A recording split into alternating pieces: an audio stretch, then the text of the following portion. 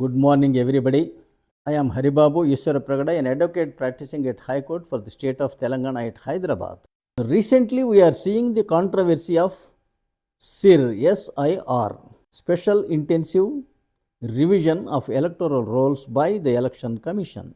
There are allegations to the knowledge of all of us that certain states like West Bengal have been allowing neighboring foreigners into their states and providing them with voter cards, ration cards, and other ID cards. Consequently, they have sneaked into electoral rolls of that state. The regional governments of those states are resorting to this kind of malpractice with fond hope that these intruders will vote exclusively for the regional parties. Whereas the central government has embarked upon special intensive revision of electoral rolls so that the elections will be pure and fair. So before going for elections, it is necessary to cleanse the electoral rolls. Oppositions will cry out that some genuine voters are being removed from the voters list. If any such instances are there, it is the right of Indian citizens to be included in the voters list. They can take all steps. They can make applications for correction, including their names in the electoral list, or they can approach judicial forums. But altogether, we cannot say that intensive revision shall not take place. When the central government brought Citizenship Amendment Act CAA to confirm citizenship on about 33,000 people who have crossed over from Pakistan, Bangladesh, and Afghanistan. We know these three countries were Islamic countries where other religious people do not have equal rights. Having suffered the torture, somehow they have migrated or crossed over to India. For giving them the Indian citizenship, there was big uproar in India. There were agitations. Surprisingly, those who participated in the agitations were none other than those who illegally migrated into India from Bangladesh and Myanmar.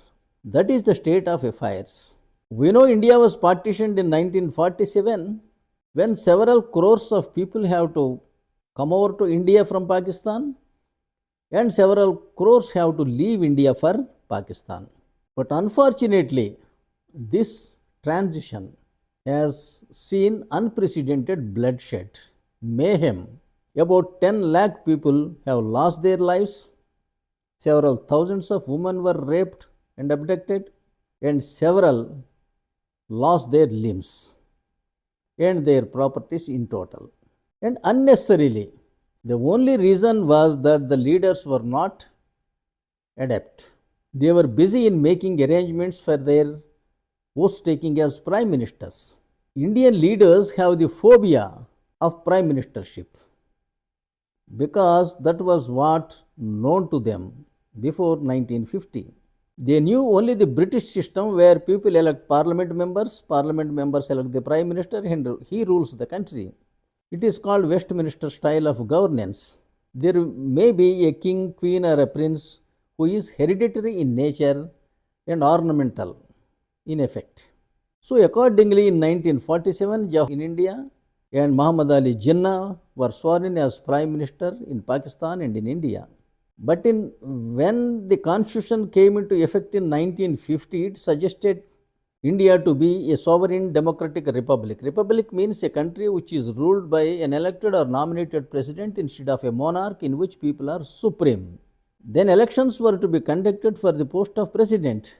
But by that time, there was a temporary ministry from 1947 to 1952 under the prime ministership of Jawaharlal Nehru. First elections were conducted in 1952. So, if any of these leaders wanted to contest for the post of president, they have to first resign to their ministerships. If they lose in the presidential election, they will have neither that nor this. As a standoff, they proposed Babu Rajendra Prasad as candidate and saw that he won with 70% of the polled and valid votes in the parliament. With that gratitude, that gentleman restricted himself to the Rashtrapati Bhavan and started signing and stamping whatever papers sent to him by the Prime Minister, thereby achieving the title rubber stamp. And that kind of obedience to the Prime Minister has made him President of India for 2 more terms. So it has become practiced by presidents. People accepted it without questioning. Thus, the country was given a wrong direction, unconstitutional direction, as a result of which today we are seeing the social, political, economic strife, political uncertainty, political immorality, political instability, region, religion, caste, language, etc., conflicts, and utter poverty in India. This is the result of disobeying the Constitution. If we follow the Constitution, such disasters could have not taken place. Somebody becoming chief minister with majority in the assembly, or some other becoming prime minister with majority in the parliament, are contained in Article 91 and 130 of the Pakistan Constitution. But such provisions are not there under Indian Constitution. In India, according to the Constitution, President of India is the only elected executive in India. Article 328 also entrusts only 2 elections to the Election Commission of India. They are general elections and President of India's election. Under this system, people elect MLAs, people elect Lok Sabha members, all the MLAs elect Rajya Sabha members.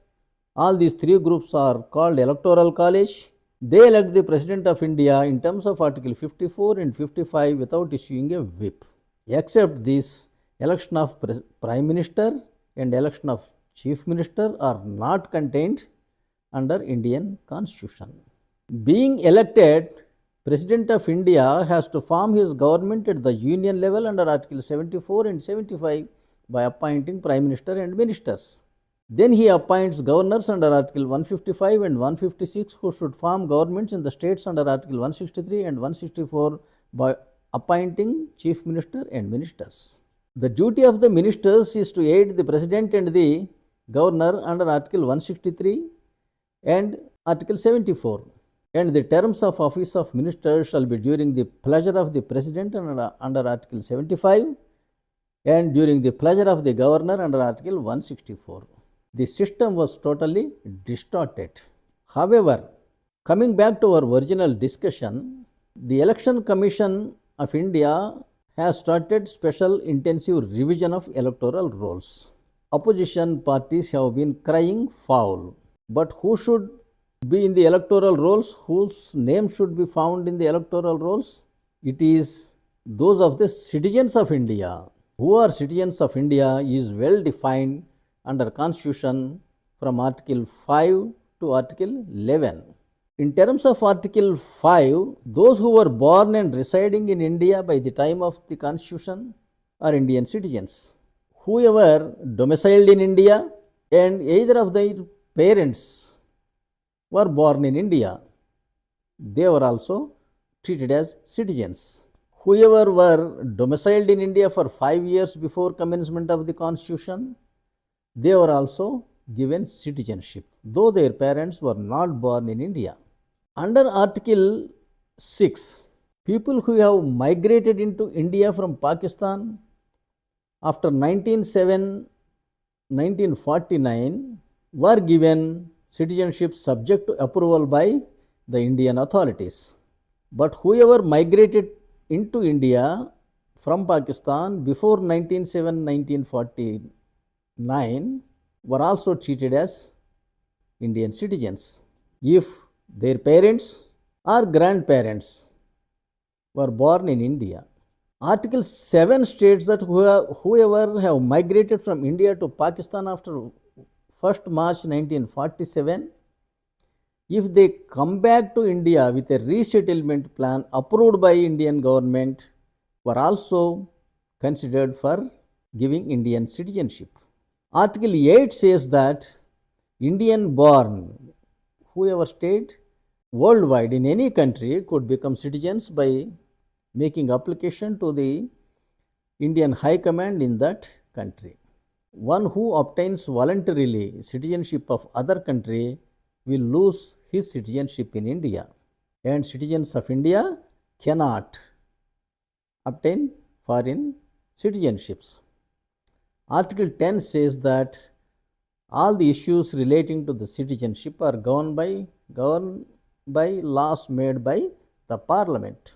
So please understand, the Parliament has a right to pass the Citizenship Amendment Act, and now the Chief Election Commission of India, which is a constitutional authority appointed by the President of India, has not only the responsibility but also the right to undertake special intensive revision of electoral rolls.